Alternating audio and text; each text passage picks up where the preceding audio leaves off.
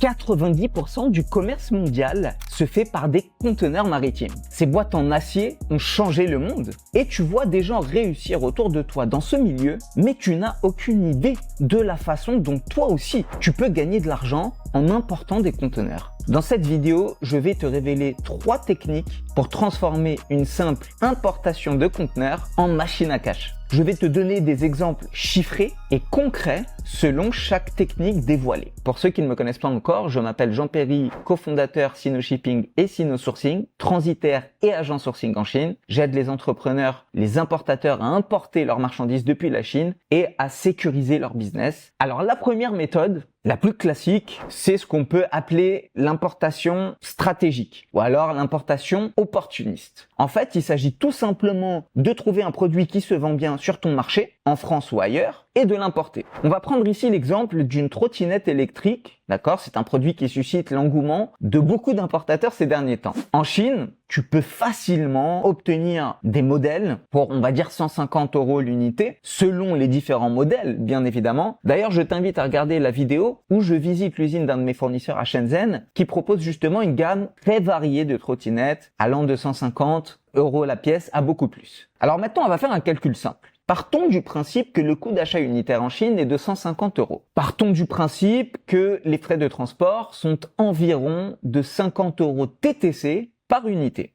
Ce qui me donne un coût de revient TTC de 200 €. Donc rendu en France, rendu dédouané livré. Maintenant, si mon prix de vente est de 350 €, en restant compétitif sur le marché, eh bien je vais faire un bénéfice de 150 € par pièce. Maintenant, imagine que tu importes un conteneur 40 pieds par exemple, de 67 mètres cubes, rempli de 200 trottinettes. Eh bien le calcul est très simple. Tu fais 200 trottinettes fois 150 € de bénéfice, ce qui me fait 30 000 € de bénéfice potentiel. Même en prenant en compte d'autres frais comme le marketing, la manutention ou tes frais fixes, tu pourrais facilement gagner entre 20 et 25 000 € sur une seule importation de conteneurs. Alors ici, le secret, à travers cette méthode, c'est surtout la recherche du bon produit et du bon fournisseur. En réalité, c'est là que se fait l'argent, à travers l'achat. Plus tu achètes à des prix compétitifs, plus tu gagnes d'argent. Bien évidemment, il faut être vigilant sur la qualité et bien calculer tous les coûts. Attention, je dis ça parce qu'il y a beaucoup d'importateurs qui omettent les frais de douane, les droits de douane, la TVA et parfois même d'éventuels frais de stockage. Et c'est une erreur très courante chez les débutants qui est de sous-estimer ces frais ou d'omettre certains frais à destination, ce qui peut rapidement transformer un profit potentiel en perte d'argent. D'ailleurs, si tu souhaites savoir comment calculer le coût de revient TTC au centime près de tes produits, je t'invite à te rendre sur la vidéo de la chaîne où je dévoile le calcul détaillé dans le moindre détail. La vidéo s'affichera en haut de ton écran.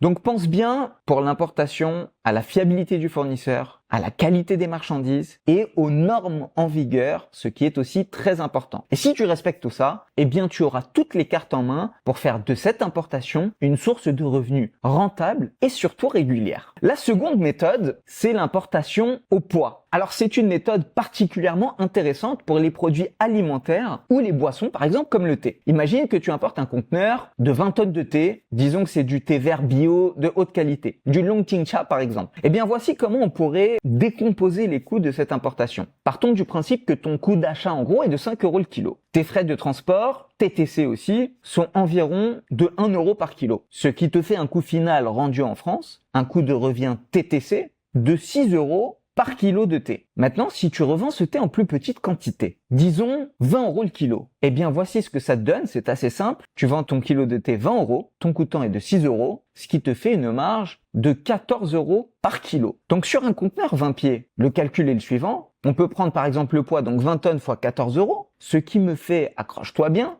280 000 € de bénéfices bruts. Alors bien sûr, je parle de bénéfices bruts parce qu'il faut prendre en compte d'autres frais comme l'emballage, le marketing, la distribution, tes frais fixes. Ça dépend de ton business. Mais même en déduisant par exemple 30% pour ces coûts, d'accord, ces charges fixes, tu pourrais toujours réaliser un bénéfice net d'environ 200 000 € sur un seul conteneur. Alors l'avantage ici, c'est que tu peux facilement ajuster tes marges en fonction du poids vendu. Plus tu vends en petite quantité et plus ta marge est importante. Par exemple, en vendant par sachet de 100 grammes, en proposant des petits formats à 3 €, ta marge sera encore plus élevée. Cependant, n'oublie pas que les produits alimentaires sont soumis à des réglementations strictes. Assure-toi avant d'importer de bien comprendre et de bien respecter toutes les normes sanitaires, les normes d'étiquetage, etc. Alors je prends cet exemple du thé parce que je sais que des boutiques tendances sont en train d'émerger à Paris ou alors même aux États-Unis, des boutiques de tisane ou alors même des espèces de bars à infusion détox, ce qui devient très à la mode. Donc on a pris l'exemple du thé aujourd'hui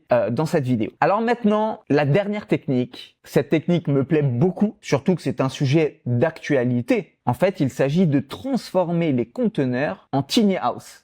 Et en ce moment, avec la crise du logement ou plutôt l'explosion des prix de l'immobilier, qui sont vraiment très chers, c'est un marché en plein boom. Et je parle en connaissance de cause, nombreux sont les importateurs qui nous sollicitent ces derniers mois pour ce genre de produit. Alors en termes de coûts, voici comment pourrait se décomposer financièrement l'importation d'un conteneur pour le transformer en tiny house. Partons du principe qu'ici, le coût d'un conteneur 40 pieds serait de 4 000 €. Les frais de transport pour importer ce conteneur seraient de 2 000 € et les coûts de transformation, donc les matériaux, la main-d'œuvre, seraient de 18 000 € environ. D'accord? Tout ça, c'est hypothétique, mais c'est juste pour qu'on fasse un calcul et qu'on comprenne un peu. D'accord? Ce qui me ferait un coût total de 24 000 €. Maintenant, cette tiny house, tu peux regarder sur ton marché, mais elles se vendent facilement entre 40 et 60 000 € selon les différents modèles. On va prendre une moyenne de 50 000 € pour simplifier. Donc ici, tu vends à 50 000 € et tu as un coûtant qui est de 24 000 €, ce qui te fait 26 000 € de bénéfices par tiny house vendu. Donc si tu parviens à importer, à produire et à vendre une tiny house par mois, eh bien ça te ferait un bénéfice annuel de 312 000 €. Alors bien évidemment, c'est pas en claquant des doigts que tu vas le faire. Il faut aussi prendre en compte d'autres facteurs comme les permis de construction, les certifications, le marketing, etc., etc.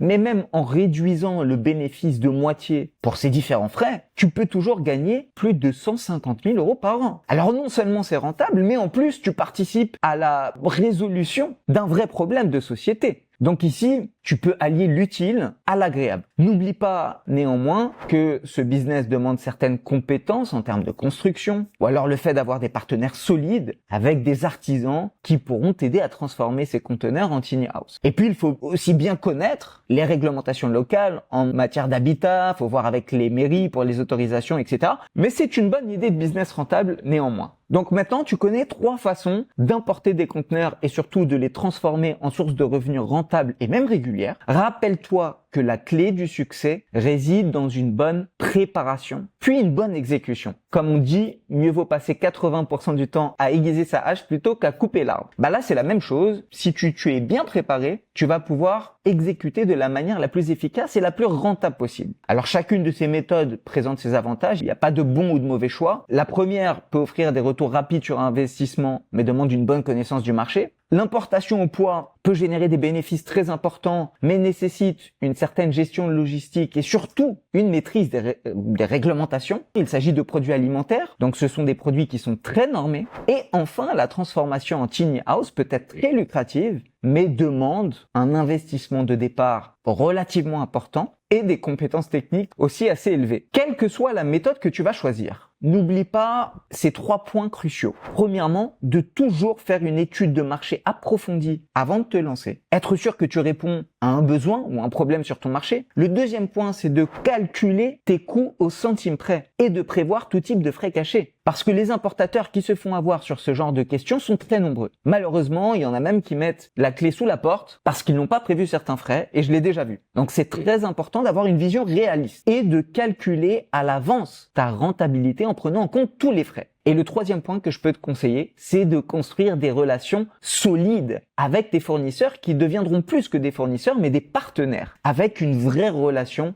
gagnant-gagnant. Voilà pour cette vidéo, j'espère qu'elle t'a plu. Si tu veux en savoir plus, n'hésite pas à commenter, à me poser des questions. Tu peux aussi liker cette vidéo et t'abonner pour ne manquer aucune vidéo à l'avenir. Je te remercie encore pour ton temps et je te dis à très bientôt. 再见。